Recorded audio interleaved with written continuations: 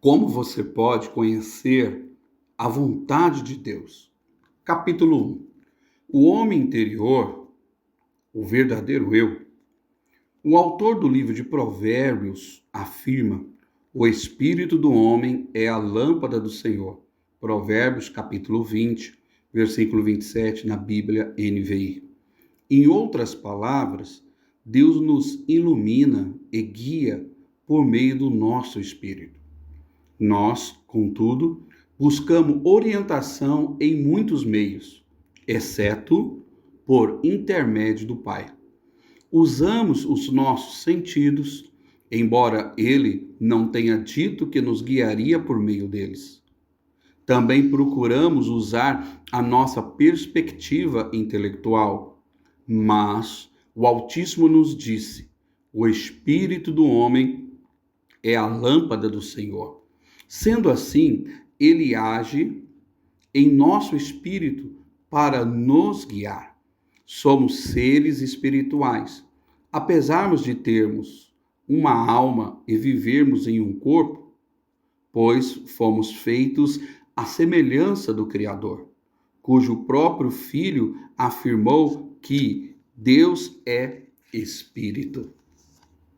Mesmo depois de ter o corpo morto e ser sepultado, o homem vive. Quanto à morte física, afirmou Paulo, mas de ambos os lados estou em aperto, tendo desejo de partir e estar com Cristo, porque isto é ainda muito melhor. Filipenses capítulo 1, versículo 23. Ele continuou: mas julgo mais necessário, por amor de vós, ficar na carne. Versículo 24. O apóstolo quis dizer que, quando partisse deste mundo, estaria com o Senhor. Existe um homem exterior, não o representado de fato, mas sendo apenas uma casa, corpo, onde ele vive, e um interior, onde reside o verdadeiro eu. Devemos entender o que é o nosso espírito antes de compreender como Deus nos guia por meio dele.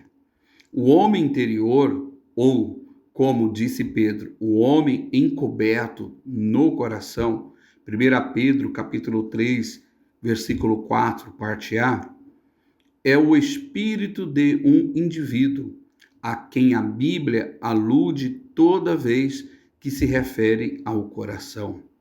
Esse é o verdadeiro ser humano. Ao dizer assim que, se alguém está em Cristo, nova criatura é.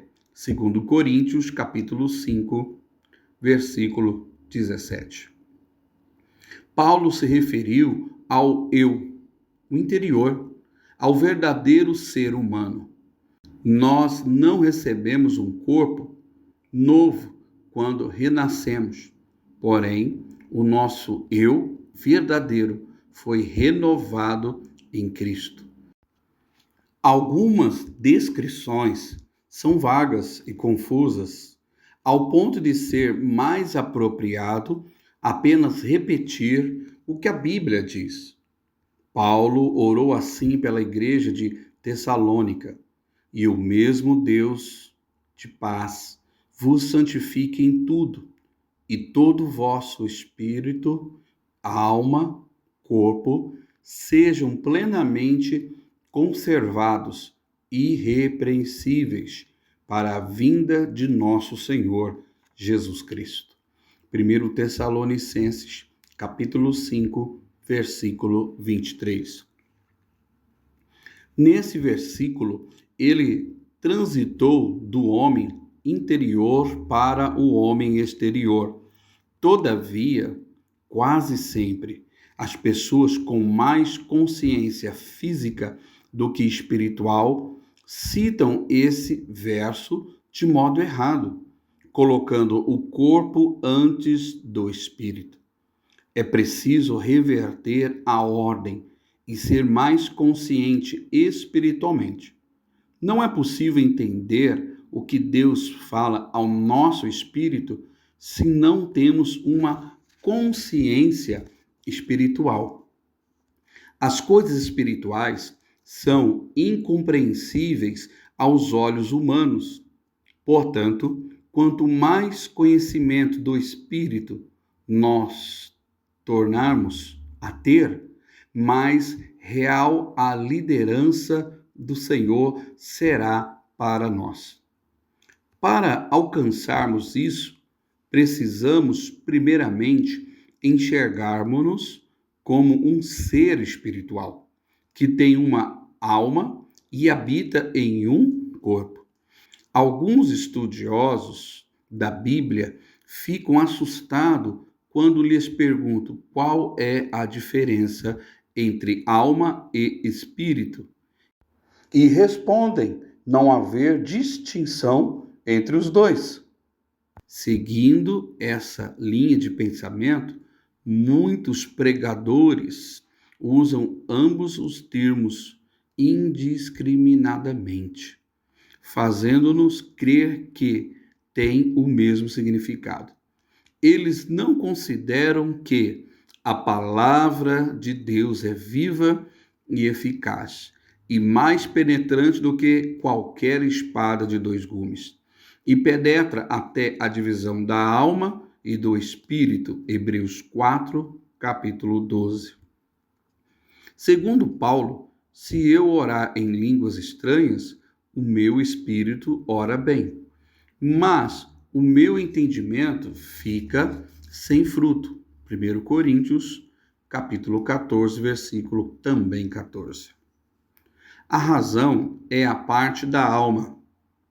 O apóstolo disse: o meu entendimento fica infrutífero. A oração não vem da minha mente, do meu intelecto ou minha alma, pois ela não ora. Ele completou: se eu orar em línguas estranhas, o meu espírito ora bem. Particularmente, gosto desse versículo: o espírito do homem é a lâmpada do Senhor e vasculha cada parte do seu ser. Provérbios 20, versículo 27 da Bíblia NVI. Jesus disse: se alguém tem sede, que venha a mim e beba. Quem crê em mim, como diz a Escritura, rios de água viva correrão do seu ventre.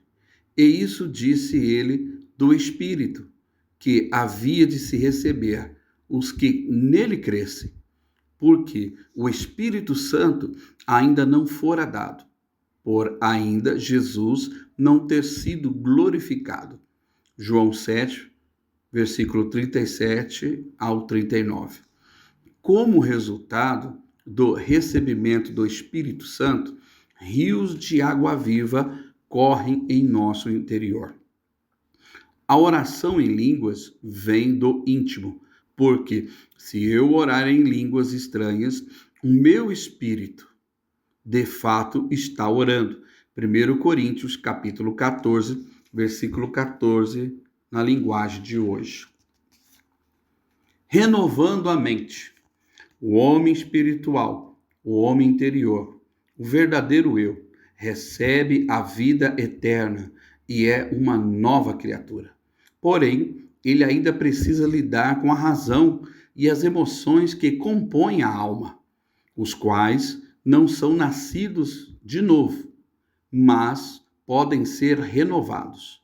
Paulo afirma sobre a renovação da mente em sua carta aos Romanos: e não vos conformeis com este mundo, mas transformai-vos pela renovação do vosso entendimento. Romanos capítulo 12, versículo 2, parte A. Renovar o intelecto é um processo. Embora tenha sido escrita para os cristãos, a epístola de Tiago ensina: recebei com mansidão a palavra em vós enxertada, a qual pode salvar a vossa alma. Tiago capítulo 1, versículo 21, parte B. Jesus afirmou: O que é nascido do Espírito é Espírito. João, capítulo 3, versículo 6. O nosso espírito é nascido de novo. Do mesmo modo, a razão pode ser renovada, restaurada pela palavra de Deus. O mundo espiritual é acessado pelo espírito, o racional pela mente e o físico pelo corpo. É comum ouvirmos a expressão morrer para si mesmo. Entretanto, nós não desejamos isso, mas sim crucificar a nossa carne. Essa é uma atribuição pessoal e o Senhor não a fará por nós.